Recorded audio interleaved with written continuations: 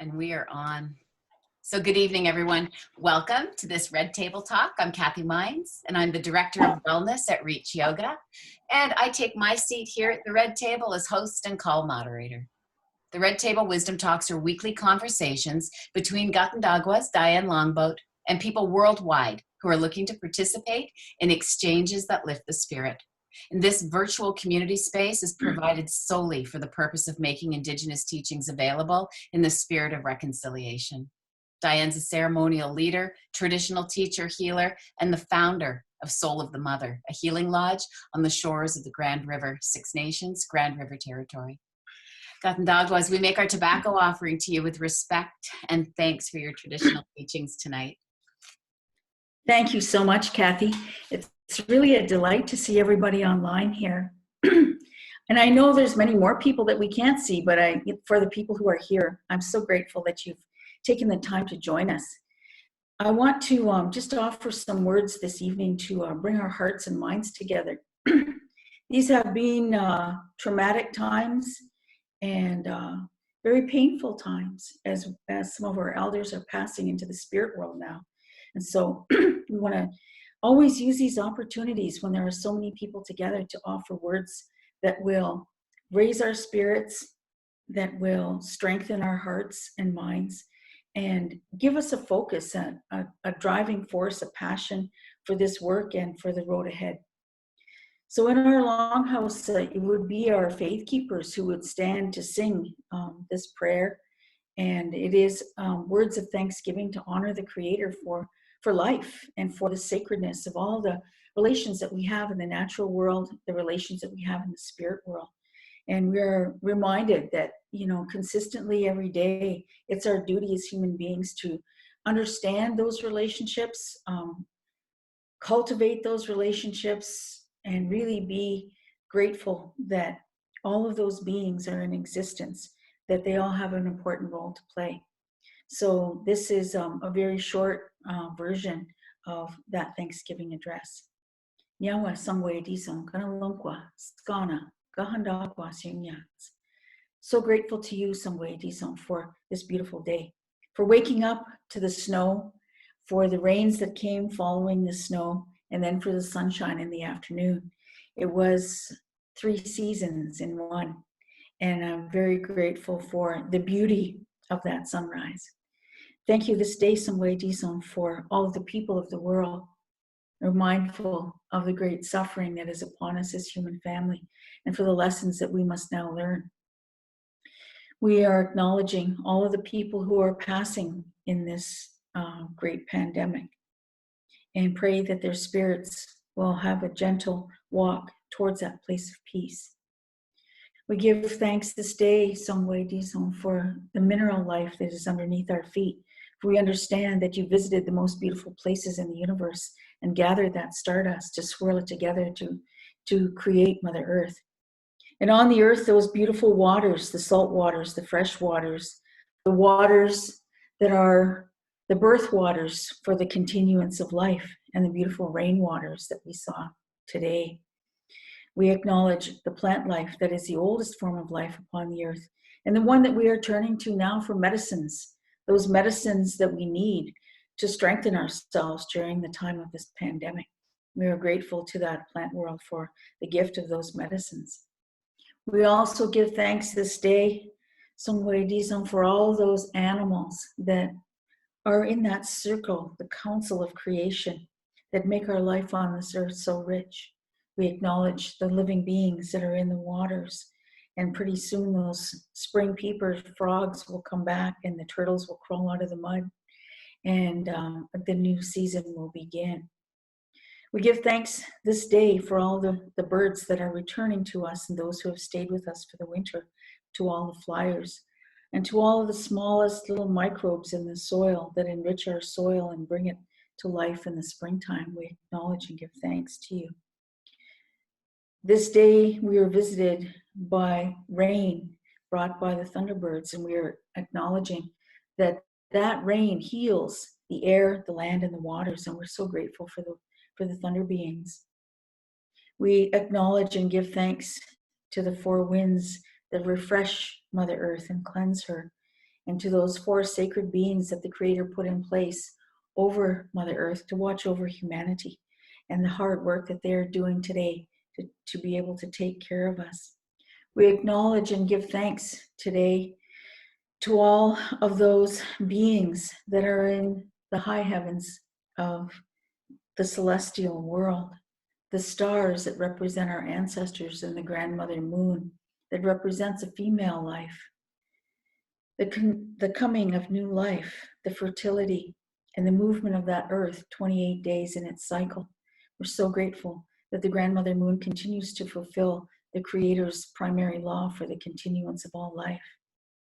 And to our brother the sun, whose great sunlight brings life to the world, may we all follow that track of the sun to never fail in our duties for the Creator, for he walks across the sky from east to west each day and consistently brings life to the world. Through that beautiful bridge called the Milky Way, our souls will travel one day when we return to that place of peace, when our work is done here and our bodies return to nourish Mother Earth. We give thanks to the ancestors on the other side, those who have lived here before us for millennia, who understand what it is to be a fragile and a weak and ignorant human being. So much to learn and so much to heal from. And we give thanks to those ancestors for continuing to pray for us and continuing to bring us messages in the daytime, through daytime visions and a sense of knowing and a sense of direction. We give thanks to all those sacred beings that sit with the Creator at the council fire, the great ones that have helped the Creator with the job of creation here on the earth, and all those spirit beings that sat with the Creator from the time of creation, who continue to assist us with healing and teaching and guidance and correction. And this day, Songwe Disa, we gather all of these beautiful hearted people together. And as we gather together, we say that we come together in this time of sharing once a week to uplift each other's spirits, to pray for each other's families, our communities, our nations, to pray for the peoples of the world as we go through a great trial.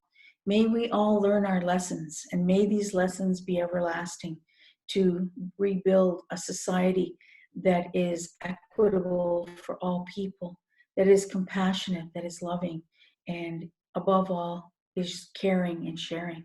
And so with these words, Songwe Disa, we give thanks this day. I'm so grateful for this opportunity yet again to be together. Yahweh. So I have the distinct pleasure of welcoming Pahan. And I want to just say a few words about my sister before she begins. She's going to offer a song. I'm so grateful for that because she has a beautiful voice. And I want to just share a few words about her. I met her in North Carolina at a ceremony. She and I were teaching together. And it was a real distinct pleasure for me to sit with a woman who has been married, I want to say maybe 45 years.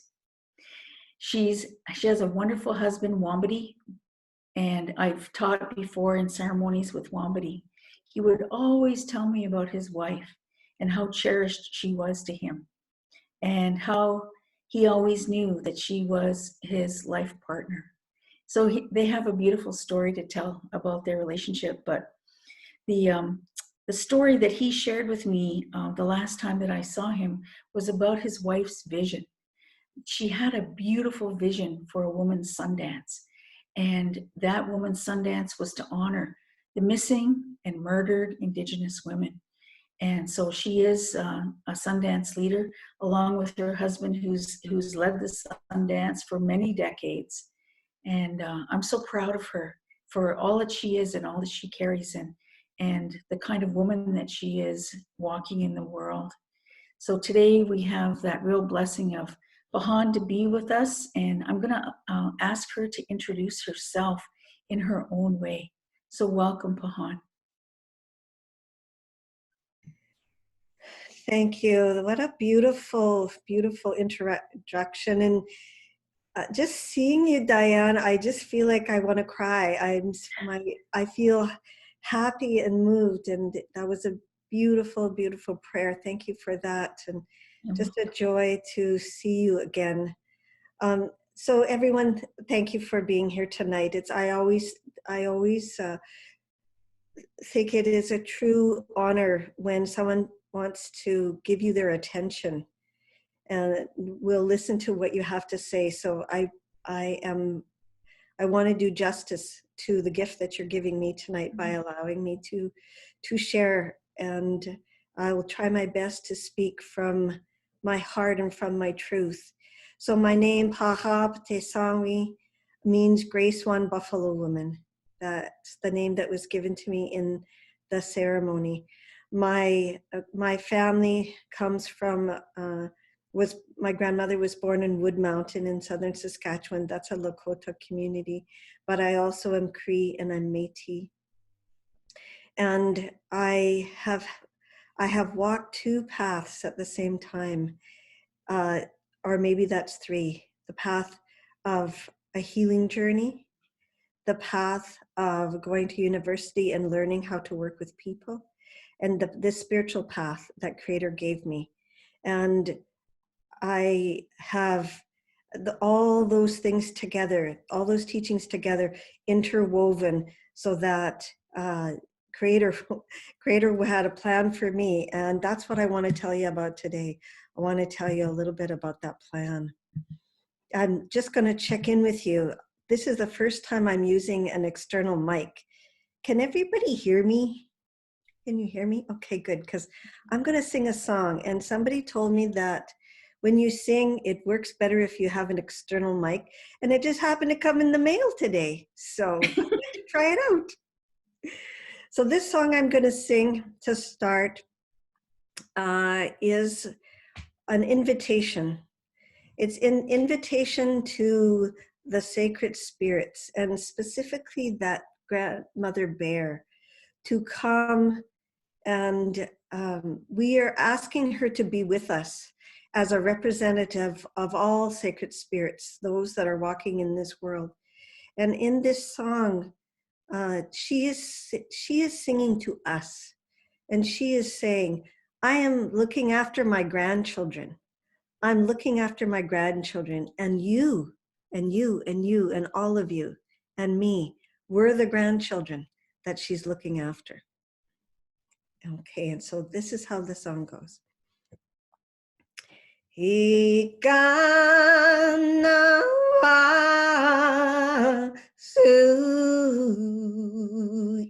Ikanawa-su-ian, Ikanawa-su-ian, no susim. Ah, hey, ah, hey, ah, hey, ah,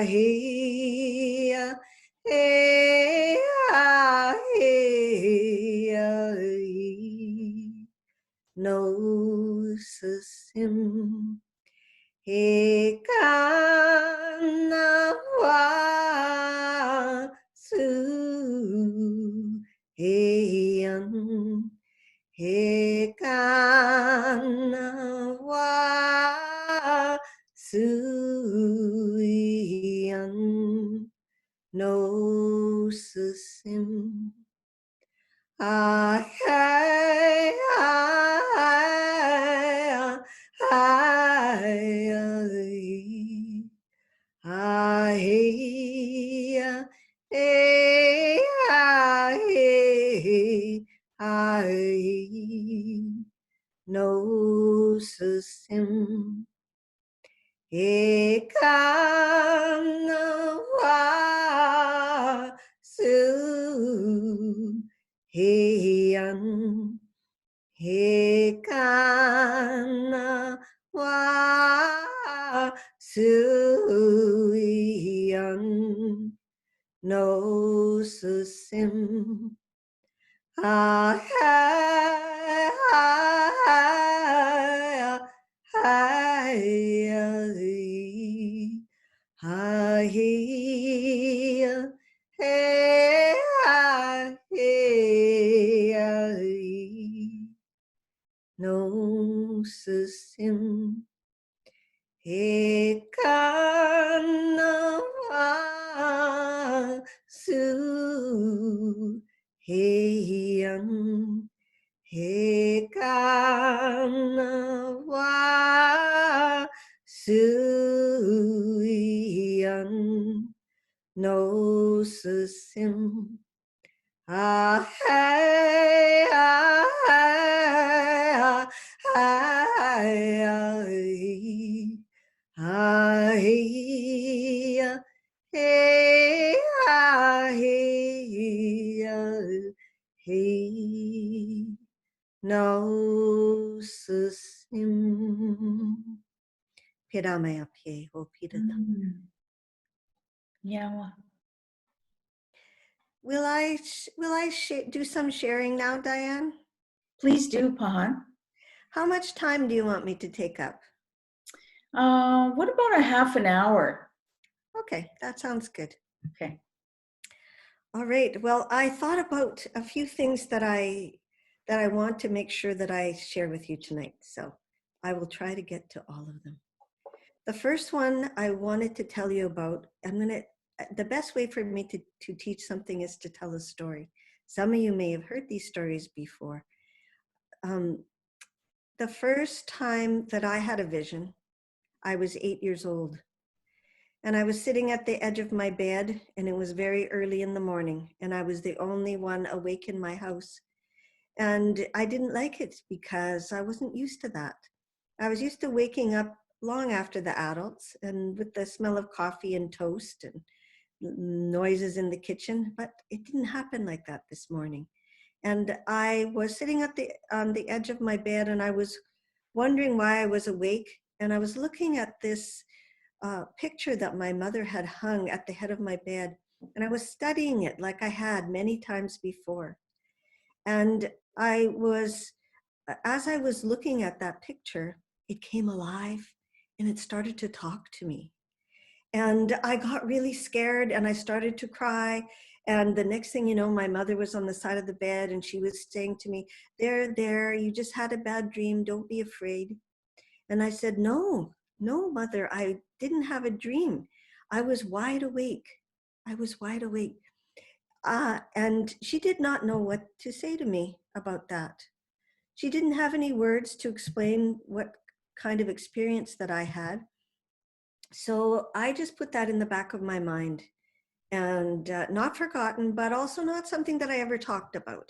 It was just there, and it was filed in, someday maybe I'll know what that is, a little file in my little 8-year-old head. And I grew up with trauma, and I grew up with loss, and I grew up with abandonment, and I grew up with neglect. And so with those kinds of painful things that happened to me when I was a child, when I became a teenager, those wounds that I had turned into being angry. And that anger turned into abusing drugs and alcohol. So that's why I always talk about going on a healing journey, because for me, that was a very, very important and pivotal time when I started to go on a healing journey. And that journey led me to the second part of my teaching, which was to go to university and learn how to work with people. And it was very difficult, just like it is for everyone who has substance abuse and then needs to turn their life around. And so I did lots of work on making that happen. And then when I felt like I'd finished my university and I had been clean and sober for quite a while and some years, and I was in a relationship, and it just seemed like I had got it together. One by one, these things started to fall apart for me. And one of them was the partner that I had at the time he was ill. And as he got ill, he also got angry. And as he got angry, he got violent. And I fled that relationship in terror. And I ran away from the community and hid about eight about 8 hours away in a northern community. And it was traumatic. I was fearing for my life, and I was one of those women, many of us, who have been abused by men who have to flee for their own safety, and that was me. And uh, I thought, after all the things I did to be on a healing journey and to go to university and to learn to work with people and to try to be a healthy person, how did this happen to me? How did this happen to me? And I found myself in a community, sleeping on the floor in an apartment with no furniture. Uh, of course, I left the home that we bought together. I left my job. I left the community that supported. I left my family, and all these things that had defined who I was and were so important to me. All of a sudden, they were gone, and uh, I was in this community hiding for my own safety, and I didn't realize it at the time, but I was highly traumatized. And I remember the experience, things like the doorbell would ring and I would start to shake and I would cry. And my hair was falling out. Like I see I had all those symptoms of someone who is going through post-traumatic stress disorder, only I didn't recognize it at the time.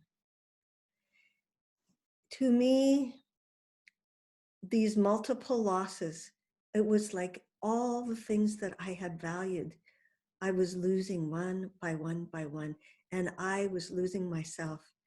And all those times in my life, whenever things were tough, I just went inside and dug a little bit deeper. And when I did that, I found a way to get through it. And I couldn't find the digging deeper. I couldn't find the digging deeper. I found myself sitting on the front porch one day, and I was reading a newspaper article about a job in Yellowknife Northwest Territories. And I was thinking to myself, if I went up there, I bet you that job would be perfect for me. In fact, if I applied, I bet you I would get it. But I just put that paper down and I didn't do anything about it. And a few days later, I looked at that paper again and went through the same process in my mind. And then a third time. But finally, I decided that I could apply on it, and I could always decide later that I wasn't ready. And I said to myself, what kind of woman would I be if I was the kind of person that could move all the way up to Yellowknife Northwest Territories, where I don't even know anybody, but a place where my dad had lived and had made a life? What kind of woman would I be? I wish I was that kind of a strong woman. And then, of course, I ended up applying and they offered me the position, and I became that kind of a strong woman who ended up going up there to Yellowknife Northwest Territories. And when I got there, many amazing things happened. Many amazing things fell into place for me, including all kinds of messages that I received that had reminders from my dad, who had already gone on to the spirit world. And when I met a woman elder up there, and there was something inside of me that just decided that I just needed to do this. And I took some tobacco to her and I gave it to her. And I said, can you put me on a vision quest? I want to do some fasting. I think that would really help me. And she accepted that tobacco and she said, yes. She said, yes, we'll go at the first week in June. And this was October. And she said, we will drive to the Yukon and go up to the top of a mountain. I wasn't expecting her to say that, because where I came from on the prairies, the elders got a teepee out the back of their land, and you're going to go over there, and that's where you're going to do your fasting and your prayer. And but here all of a sudden I was on this journey. And when June came, sure enough, we got into a van and we drove all the way from Northwest Territories to to the Yukon, beautiful mountains there by Alaska, if you're not familiar with where things are in Canada. And when I went up to that top of the mountain and I started to pray, and I fasted from food and water for those 4 days. And I made lots of prayers. It was a very precious, profound time. But something happened there that was also a pivotal moment in my life. When you are fasting, you are tired and you sleep. You sleep and you wake up and you pray, and then you sleep and you wake up and you pray. And that's what was happening to me. And when you sleep, sometimes you have dreams and sacred things come to you. And sometimes when you wake up, you have visions. Doesn't always happen, and doesn't happen to everybody, but for some people it does.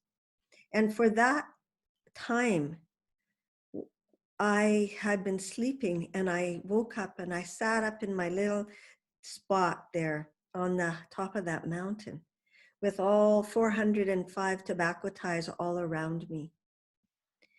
And I looked up at that, there were trees and some bushes over there nearby. And when I looked up there, I saw the man in the picture from when I was 8 years old. And there he was. This time he didn't say anything. He just stayed and he just looked at me. And I wondered to myself, what does that mean? Why is he there? But I knew something important had happened, and I went down the mountain and I told the elder what had happened, and made a commitment to go back, and went back many, many times to the mountains and to different sacred spots where I could find that profound place to make those prayers. And over time, those things that were falling into place, one of them was meeting my husband up there.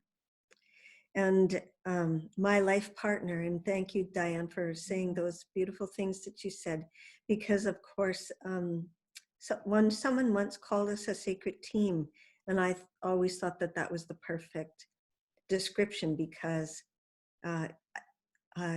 Creator put us together. That's what happened. Creator put us together.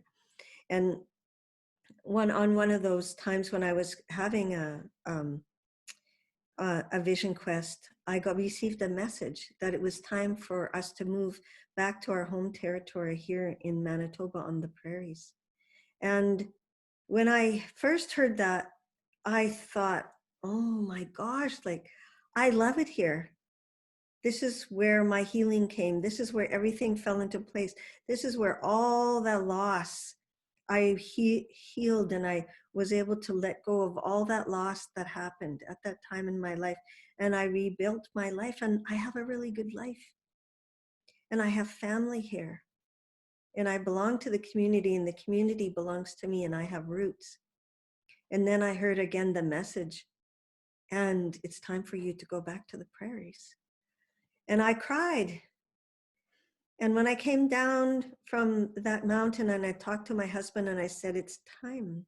I received the message that we need to go back to the prairies, to our home territory.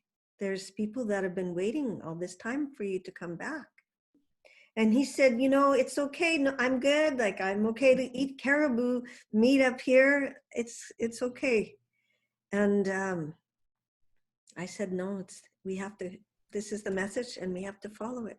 And sure enough, a little while later, he received an offer to come and do some work here on the prairies, and he accepted that.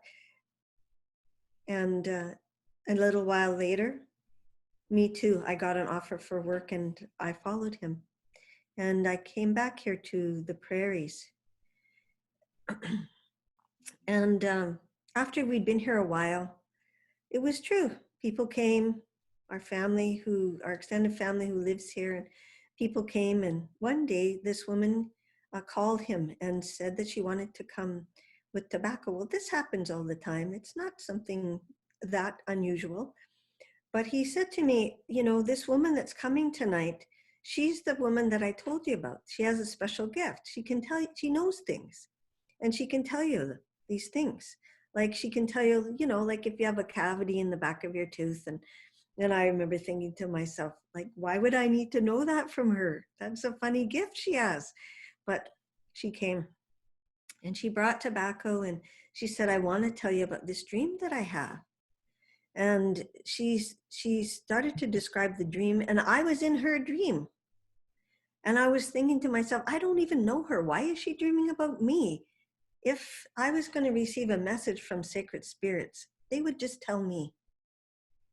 But there I was in her dream, and she described what I was wearing, the shawl. It was red, it had these symbols on it. And when she went home that night, I was thinking about that. And so I went to my book full of sewing projects, and I opened it up and I looked through it, and there was this design for a shawl, a red shawl with exactly the signs that she had said she saw in her dream. So now she had my attention. I may not need her to tell me I have a hole in my tooth, a cavity in my tooth, but she knows something about me, and I was curious. And so I invited myself over for tea, and I found myself sitting in her kitchen, and she started to tell me about her life and the kinds of things that had happened to her that had come out of her having a special gift. And she told me, when I was 8 years old, there was a picture that used to talk to me. As a matter of fact, I have it right here. I'm going to go get it. And she went in the other room.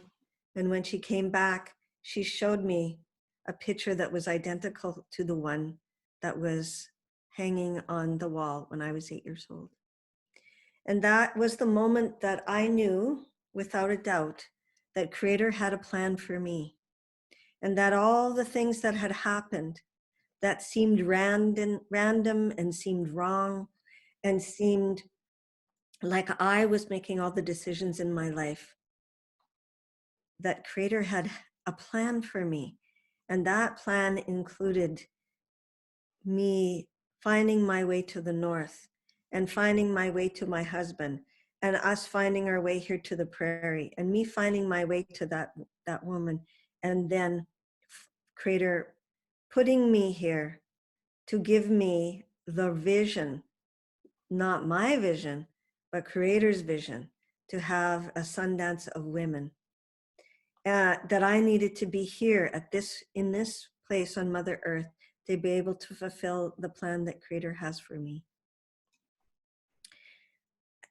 What I learned from that is that at the time of greatest upheaval, at the time when it feels like everything is falling apart and that the losses are piling up and that it's painful and it's difficult and that I don't want to go through it, that was the time that Creator was giving me a gift to change, to help me have a course correction that would lead to the most authentic plan for my life. And that within that loss and the pain that I went through, it was the greatest gift that I received, because it allowed me to fulfill my life's purpose, and that all these beautiful gifts, the things that I wanted in my heart all those years when I was growing up, the things I yearned for, the family, the experience of having a relationship with a man who's strong and who is not intimidated by a woman who's strong. All those kinds of things that were written on my heart, and Creator knew what they were. And when that course correction happened, only then could those things unfold for me. Only then could those things unfold the way that Creator had intended them. What's happening to us right now, to me, this is our course correction. This is the gift that Creator is giving us. This is the answer to thousands of prayers that the human family has been making over the years, asking for something better, asking for the hurt, asking for the difficult way of living that we created on this earth, for it somehow to be better. And not one of us would have ever imagined that the answer would come in this way. I'm very sure. In fact, sometimes we think that we are so powerful that we have been on this earth and that we are killing Mother Earth. But I'm here to say that I don't believe that we will never kill our mother. She is far, far greater than us. She is far, far greater than us. Ourselves, it's what we do to ourselves. That is what we do.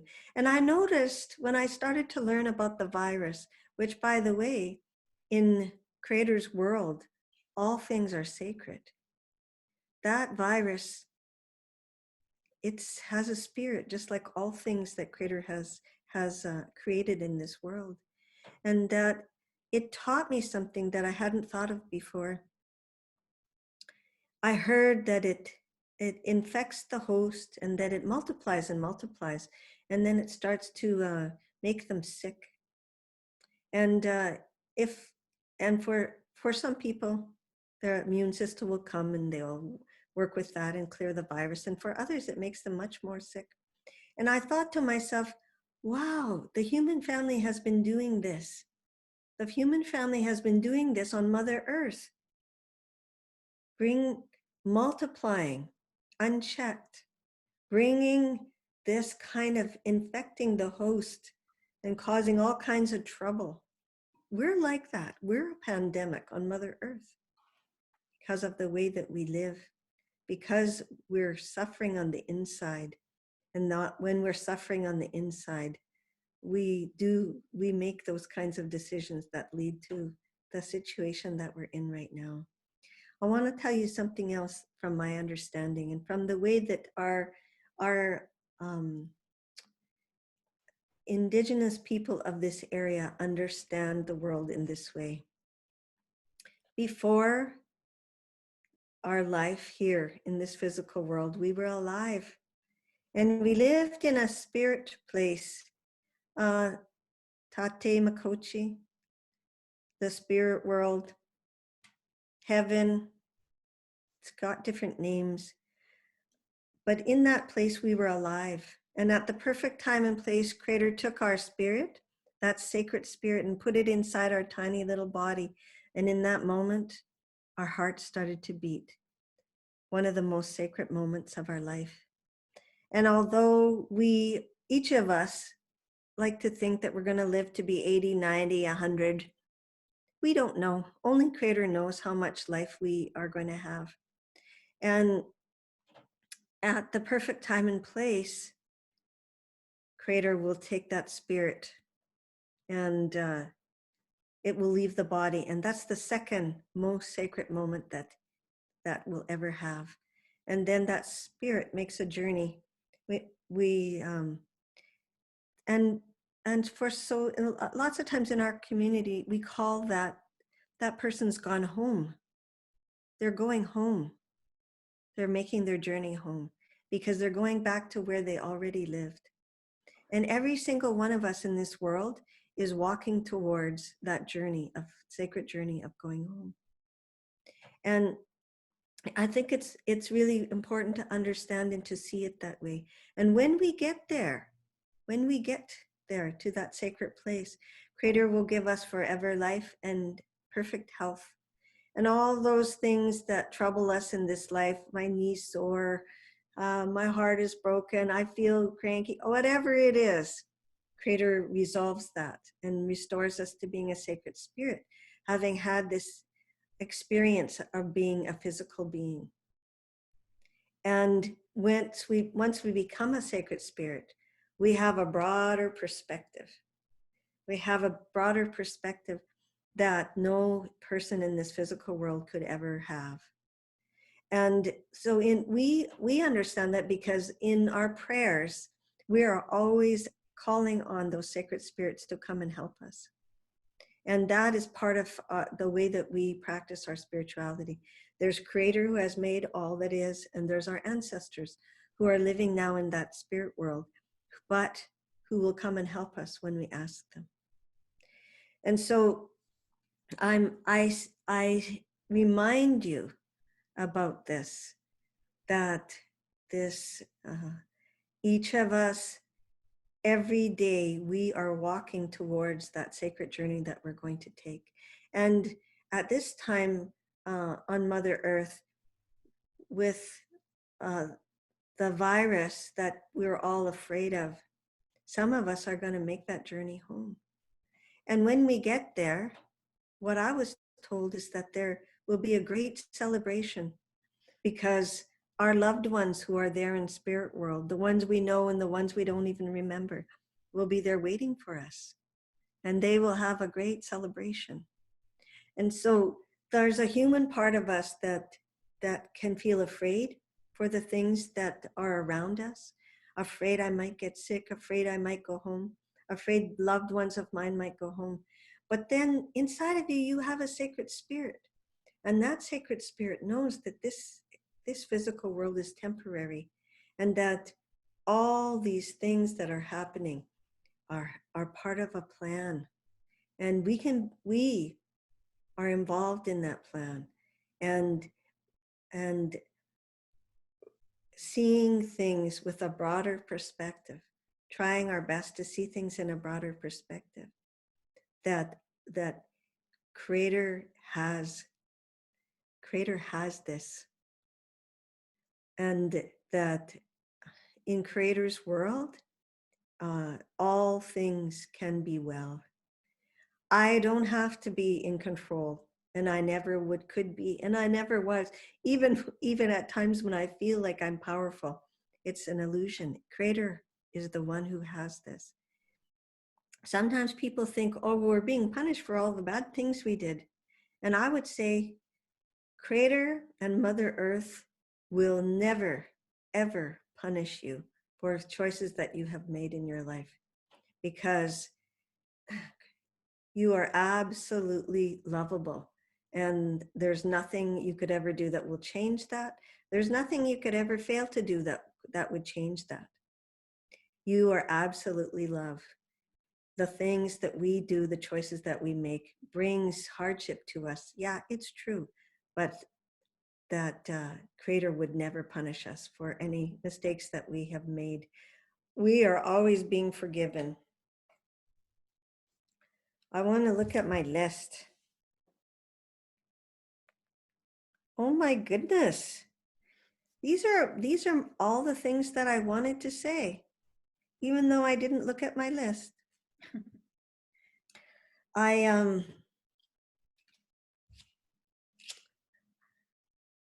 want what I want to say, one last thing, is we can be afraid, or we can choose to see the gifts that are given to us from this time. We can turn that around. And I have seen so much love being demonstrated towards each other. People making masks, people delivering care packages to people who can't get out, worrying about their homeless people. And what we have been doing is we are still making prayers. My husband and I are here. We're out isolating. We're in that high risk group, but we're continuing with our ceremonies. And people are calling us and they're saying, "Can you make this kind of a prayer? Can you make that kind of a prayer?" And what I can tell you, what is so beautiful about that is that people are praying for others. They're praying for the elders. They're praying for homeless people. They're praying for people who are incarcerated. They're praying for people who are vulnerable in any way. So we have been teaching Metakayos, all my relations. We are connected. We are related. And I think that there's a big lesson for us to receive about how are we connected. If we ever wondered if that was true, now would be a good time to look around and see how we are connected and how it's impossible for human beings to not be connected as much as we might try. That's all I need to share for tonight. Mitakewas, thank you so Mm. much. Yawa Pahan, what a beautiful message. And I loved how you summarized this challenge that we're all going through as an opportunity. It's an opportunity to self-reflect, and I always encourage people to keep a journal of the things that they're experiencing and feeling and noticing for how these changes are coming upon us. Because, you know, it used to be prior to this global pandemic that we just relied on social service agencies to take care of the poor, the vulnerable, the sick, the mentally ill, and so on. But now something really big has shifted in the consciousness of human beings that we're taking that responsibility on. And what I see all around me with the folks that I work with, both in the city and in my community, is that those real true warriors of peace are stepping forward. And we're starting to see them now as they get organized. And, you know, there's a young woman in my community, her name is April Paulus.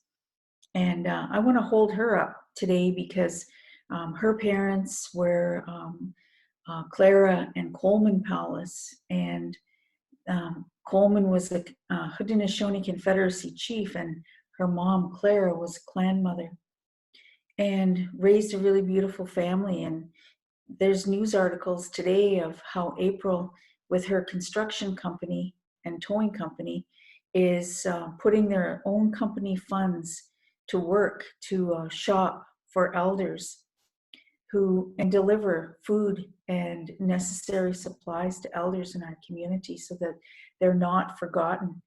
And you know, one of the pieces of the article that I read today about their work said that, you know, when they opened the door to this one elder's home, that elder had nothing left to eat in her home. And they opened that door and they brought her food. And like, I can only imagine that emotional moment when that gift of love was passed through that door.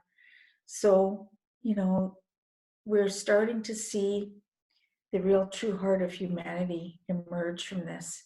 And my hope is that, along with you talking about this being a great opportunity for us, is that we don't forget these feelings.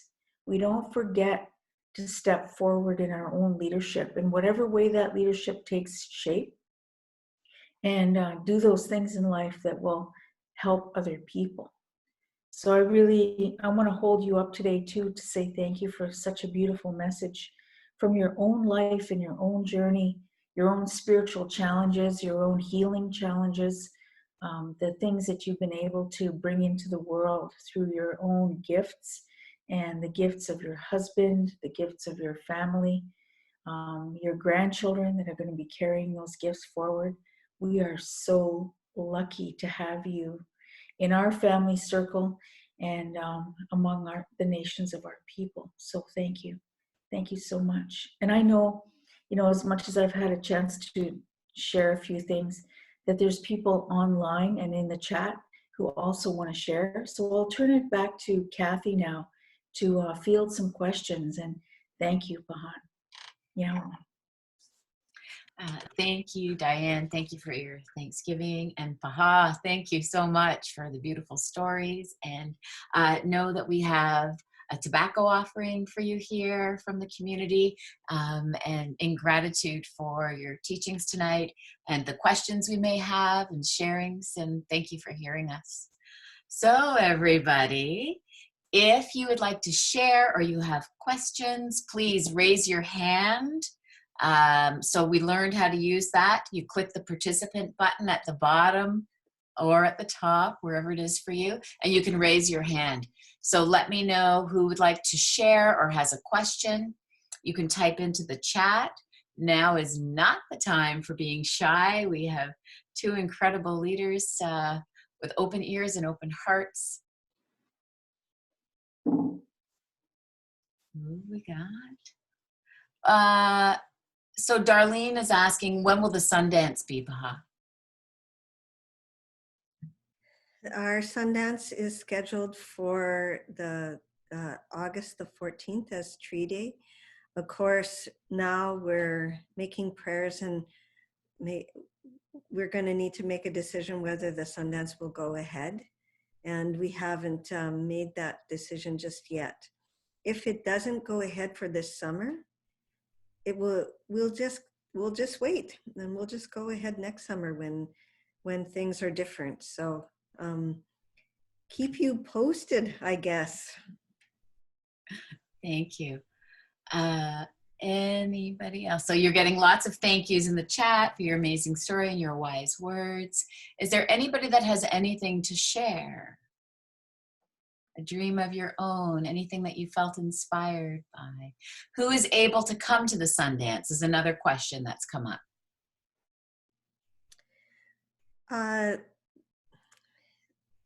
Well, our Sundance is open to people.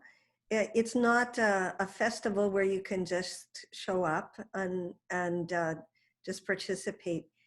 If someone wanted to come and they haven't been to Sundance before, or they're not part of our community, they would get a hold of me, and then we would have some conversations so that whoever that is would have enough information before they came to be able to be comfortable, that they would know what our code of conduct and protocols are when they're on site, and would be able to commit to following them, and then also know to feel safe and comfortable enough that they know what to expect.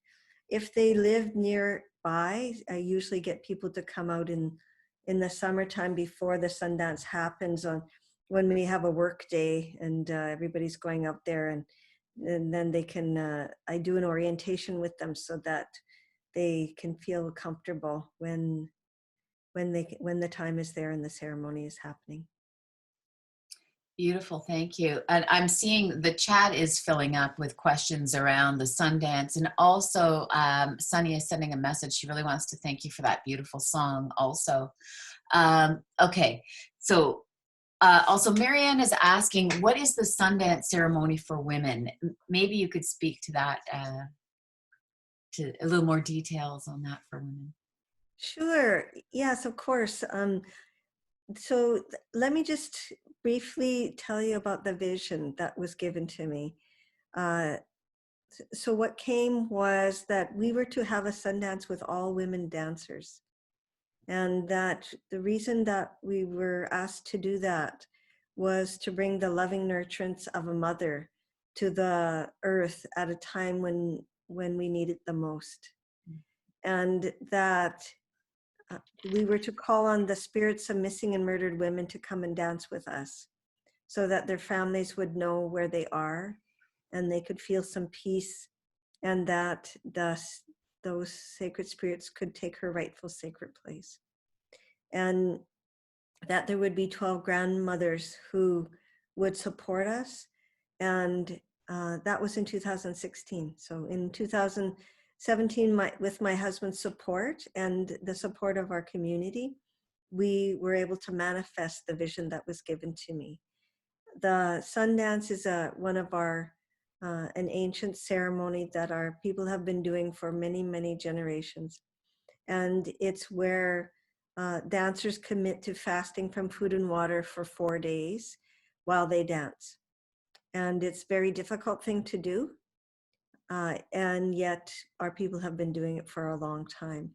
What's unique and different about our Sundance is that I am the Sundance leader. And I'm not the only woman that's ever been a Sundance leader. Of course, there have been others, but it's rare. And I have never been to a Sundance with women as leaders. So that aspect of what we're doing is about raising the power of women, and that message that we received in the ceremony. Now is the time for women to take over leadership roles. When they do, you men are to support us. That was what we were told.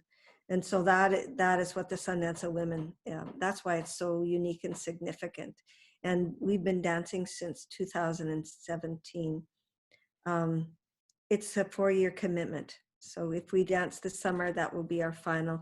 If we don't, then the next year will be our 4th year and our final year, fulfilling the vision that Creator gave us. And in doing so, receiving all kinds of blessing and gifts that came from it. Thanks for the question.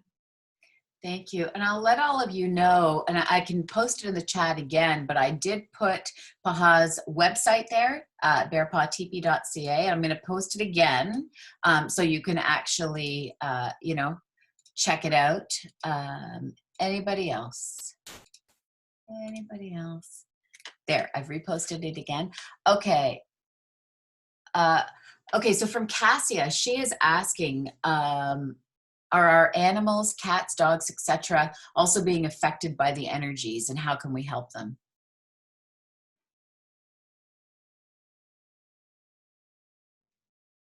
Did that, well, we'll both answer, Diane. I'll say what I think, and that I guess I would answer it this way. All living beings are contributing to a collective of energies on this earth. Animals, butterflies, birds, fish, they are all contributing to the energy on this earth, just like we are. Human beings are the only nation that contributes negative energies, and we have so many human beings on earth at this time that we need all those other nations to help balance out some of the negativity that we bring with us as being a human being.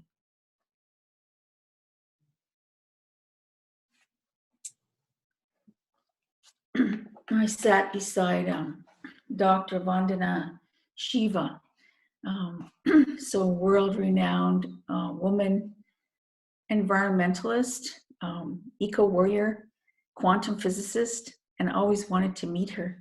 And I was to do an opening, and that's how I got actually a chance to meet her.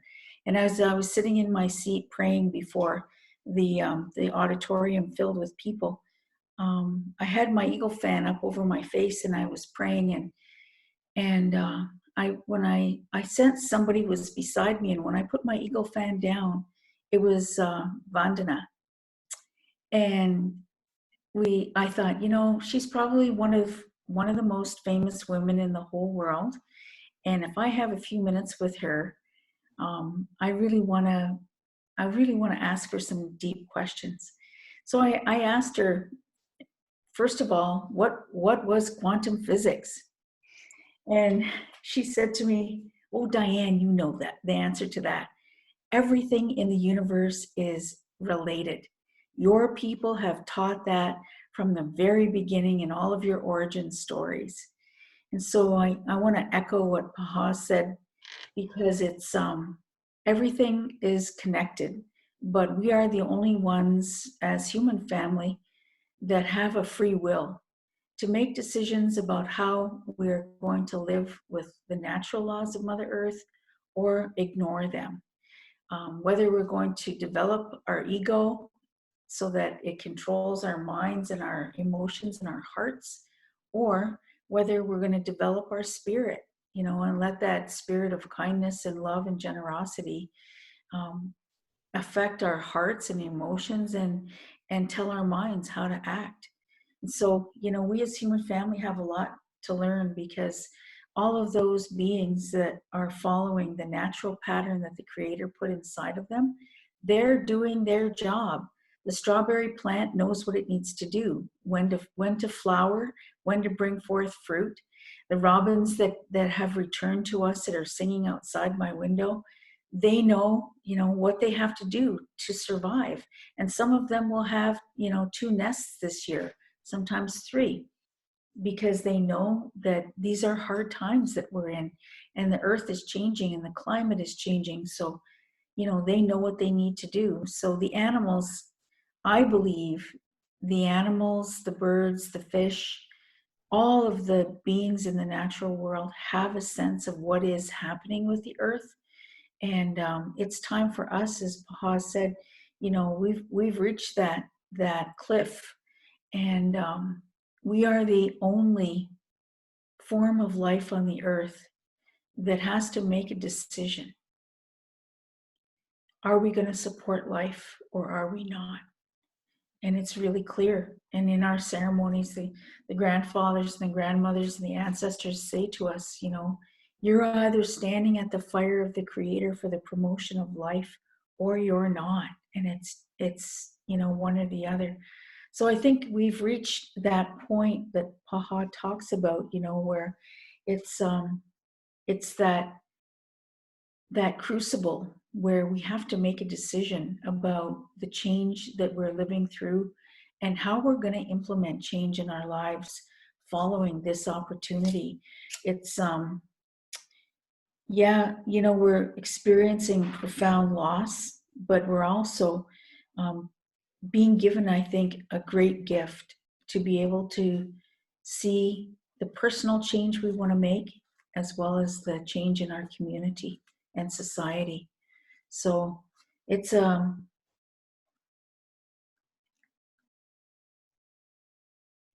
think it's a really powerful time because, in the Longhouse at midwinter time, when our faith keepers told us that they had a message for us, they said this year of 2020 was going to be a year where we would see miracles upon miracles. And, you don't achieve those immense blessings that Pod talked about without earning them. And I really believe that this suffering that we're going through as human family, we're earning something for ourselves, but we have to earn it in alignment with natural law and with the spiritual laws of the Creator, no matter what faith tradition that you follow. So this is it's a powerful moment in time for all of us. Thank you. Thank you. So we have Adrienne, Sunny, and Blake. So I'm going to unmute you, Adrienne. Hello. Hi. Can you hear me? Yes, beautifully. Okay, great. This is my first time, and thank you so much. I wanted to share 2 dreams that I had. One was a very short one. It was just a dark night, and words kind of came down from the sky and fell down around my shoulders and blanketed me. And they said, your name is Speaks with the Wind. And it disappeared. And that was it. It was very, very deep and profound. When I woke up, I felt like I didn't feel like I was sleeping when I had that dream. The second dream was a little more elaborate. It was, I was in a very unnatural space, like concrete fences, very man-made things. And there was a bird of prey. I think it was either a hawk or a falcon, and it was dark in color. It had died. And I said a prayer for the bird, and I asked it for the gift of its feather, and it gave it to me. And I took the feather and I walked on, and this beautiful natural space was revealed to me. It was green, and there was a very large winding river that was also somehow an ocean. And I looked up into the sky, and as I did, a creature jumped from the ocean up into the sky. It was a whale. It was an orca, and it was circling around the water with the birds that were also circling. And I thought, oh my goodness, it must have tried to fly with the birds, and it's going to come down, but it never came down. It was just up there with the birds, and I woke up, and it was just this image was very much burned into my heart, and I don't know what to make of them. So that's it. Mm. Paha, would you like to respond to her? To Adrienne? Well, especially the first dream that came to bring you a name, sometimes visions come in the form of a dream, and sometimes they come when you're awake. And what we do is when that comes, we always give thanks, because when you're asking for something, and then you receive it, and then you give thanks, and then you ask again, so it becomes kind of like a circle, like a dialogue almost. And just like the vision that came to me when I was 8 years old, it doesn't mean that you're going to understand it right away. Sometimes you have to have life. Sometimes you have to have life experience that needs to come, and then will help you to understand why you had that dream. And so that's how I would respond. Yeah, I agree. I think part of the power of that first dream when the name came to you was the feeling that came with it, like that sense of knowing that it was so powerful and so sacred that you were wrapped in this blanket of the feeling of the sacred. And no one can take that away from you. People can judge you. People can say, oh, that doesn't belong to you, or that's not you, but what they're really challenging is the spirit. They're not challenging you, they're challenging the spirit. So this is your knowing and your connection to the spirit that belongs to you, and it's so powerful. I love the dream, of the whale in the sky. There's a lot of biologists that are working now to try to understand how whales communicate with one another. And they understand too that whales give thanks. And whales are the ones that they say of the water creatures contain, they're the holders of the wisdom. So the turtle is the wisdom of the creation, and all the languages that were spoken, all the original instructions that were given to all beings from the time of creation. But the whale holds the wisdom. And so seeing that whale in the sky reminds me of these sounds that come in from outer space that have now been documented. And apparently the sounds that are being made here on the earth from the whales are the same sounds as what's being received from space. So there are connections, spiritual connections, earthly connections. And, when you receive something like that, sometimes that knowing doesn't come with it all at once, but you kind of tuck away that dream. And as you move through your healing journey, like the one that Paha talked about in her life, then those dreams come to mean something more. They come to trigger another teaching that you're going to be given in the journey. So hold on to that, because those are beautiful and powerful. Thank you. Thank you. So, Sunny, you're up. I'm unmuting you. So Kathy, just before we take this, my laptop is just telling me my battery's going to die. So can I just take a moment and plug it in? Please do. Kathy, I wasn't raising my hand. I was just trying to say thank you for the song. Okay, beautiful. I'm good. That's great. Thank you, Sunny. I'll mute you again.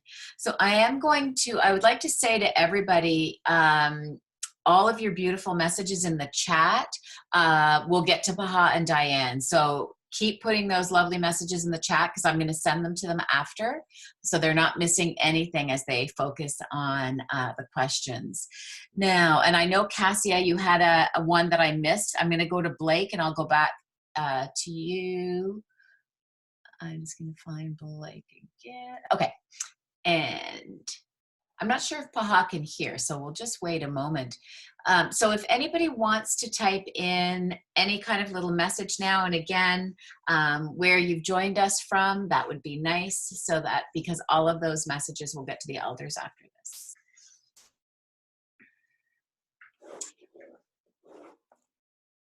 Yay, you're back. So Blake's question is, what in your view will most contribute to the required shift to living in sacred reciprocity with all creation?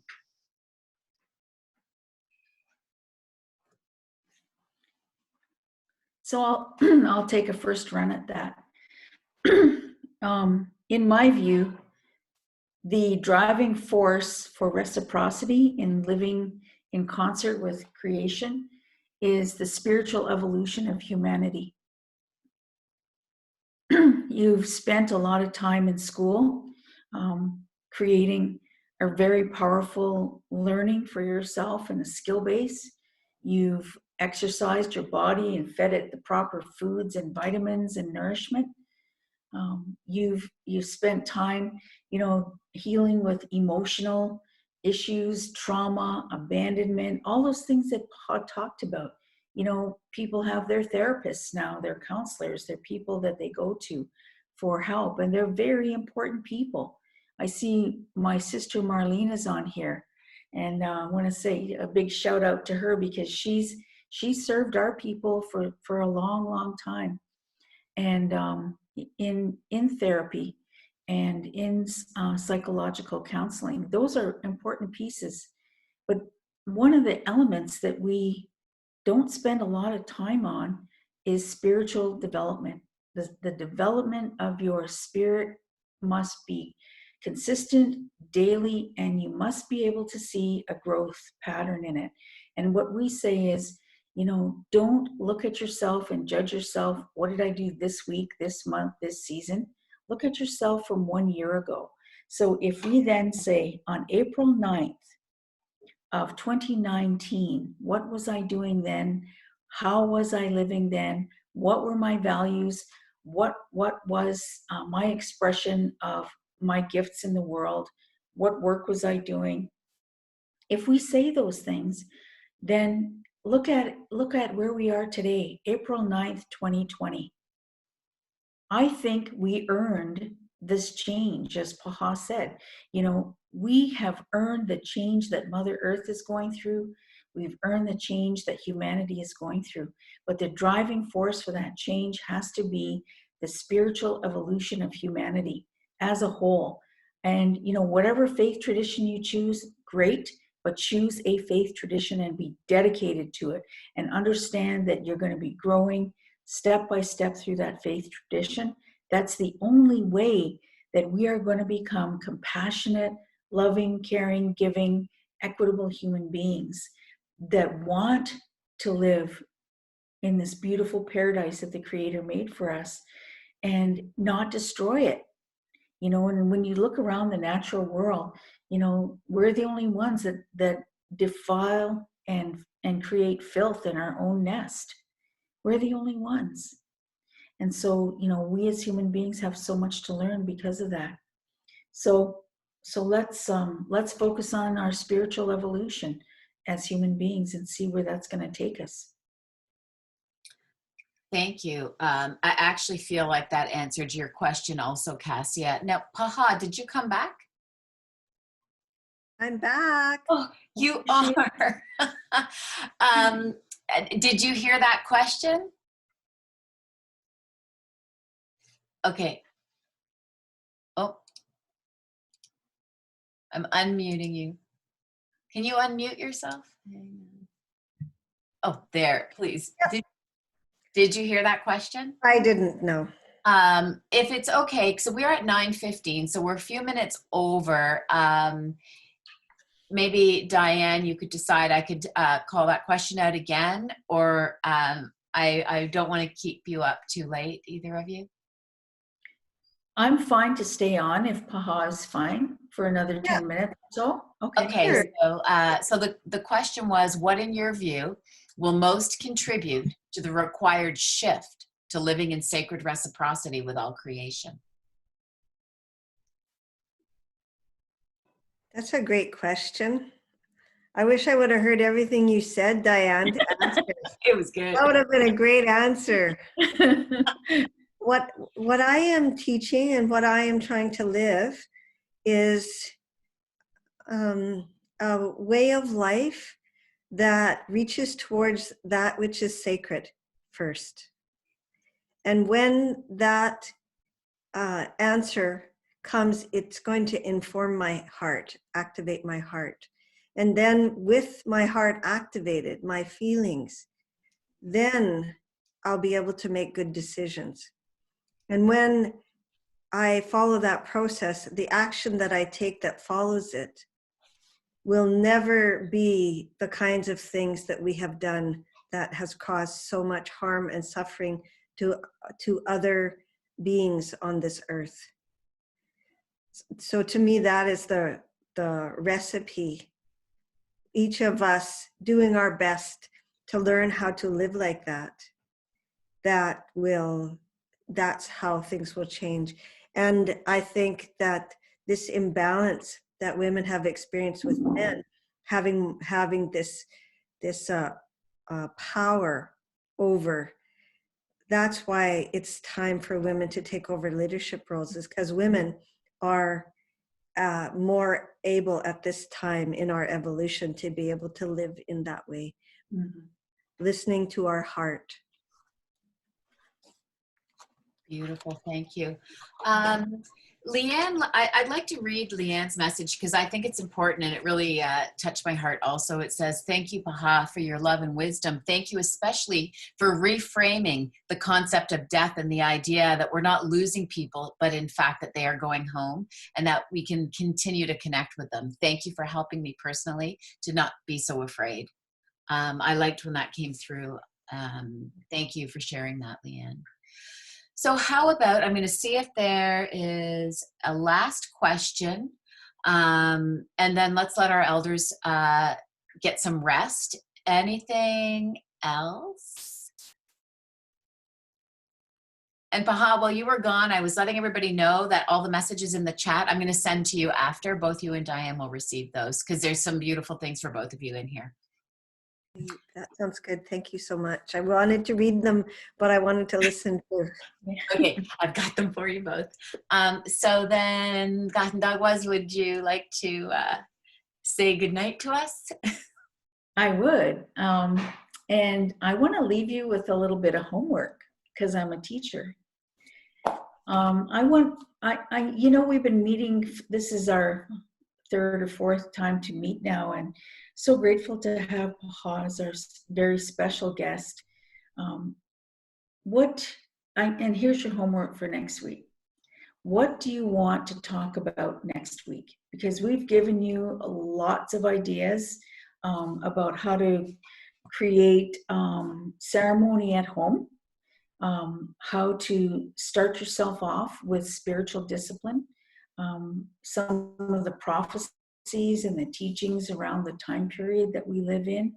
So the other recordings that are going to be put up on the website, you can catch all of those recordings. And then we have the beautiful teachings from Paha this week. So I'm open to whatever you want to talk about next week. And I leave that to you. So before you leave the chat this evening, if you could put in some quick ideas for us, that would be lovely. And we'll reorganize for next week.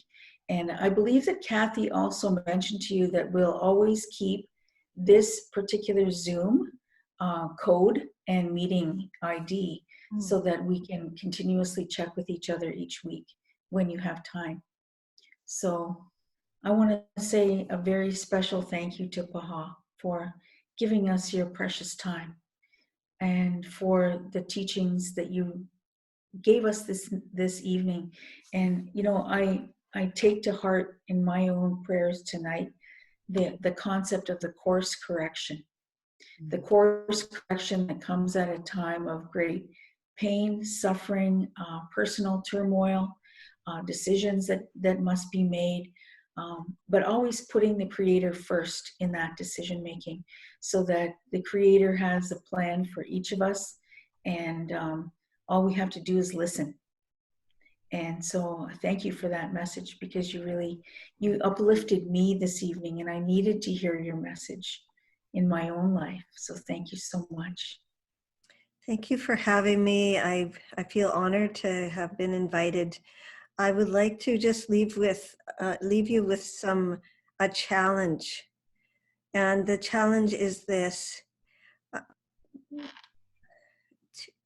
What response would you like to consciously make during this time of opportunity?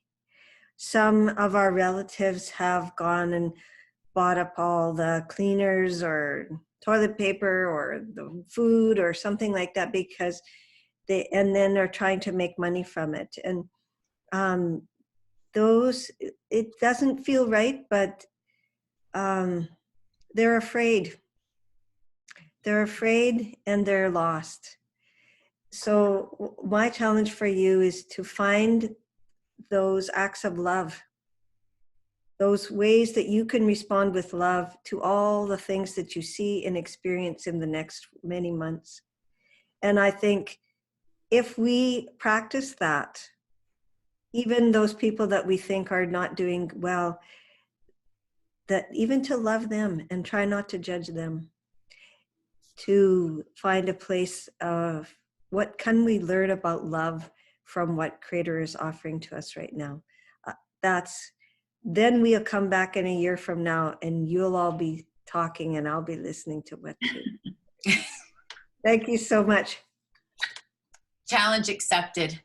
Thank you both, beautiful teachers. Thank you everybody that came on tonight. I won't shut us down too quickly, just so that you guys can type in any last things, any ideas for next week's call. More love for our teachers, please type it in. But good night, everybody, and thank you so much. I feel lifted also. Thank you. Good night, everybody. You can unmute yourselves and say good night. Thank you. Bye-bye. Bye. Thank Bye. you. So much. Thank you. Good night. Good night. Iko wabam and Minawaf. Miigwech. Yawan. Sheila. Thank you, Kathy. Thank you. Good to see you. That's great. All right. So I will shut it down, and sweet dreams, everyone. Thank you so much.